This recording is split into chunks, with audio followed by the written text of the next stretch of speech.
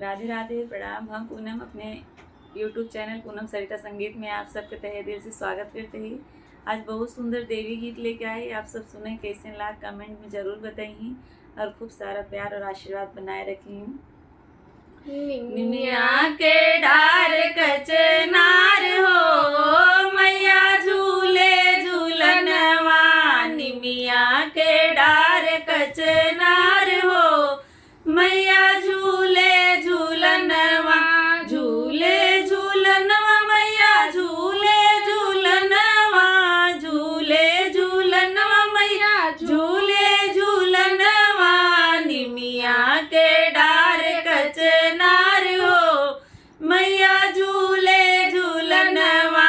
निमिया के डार कचनार हो मैया झूले झूलनवा। कवन फूल आसन हो कवन फूल बासन, कवन फूल आसन हो कवन फूल बासन, कवन फूल लेहली सिंगार हो मैया झूले झूलनवा,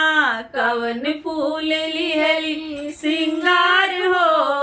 मैया झूले झूलनवा, निमिया के डार कचनार हो मैया झूले झूलनवा,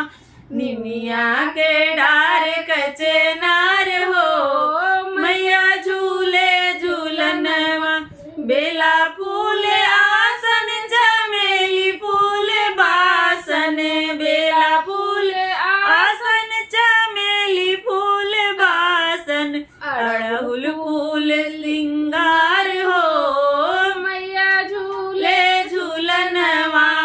अड़हुल फूल सिंगार हो मैया झूले झूलनवा, निमिया के डार कचनार हो मैया झूले झूलनवा, निमिया के डार कचनार हो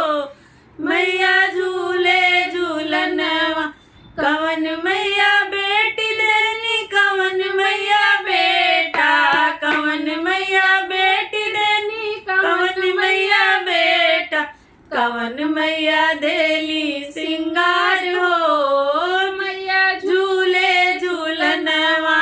कवन मैया देली सिंगार हो मैया झूले झूलनवा, निमिया के डार कचनार हो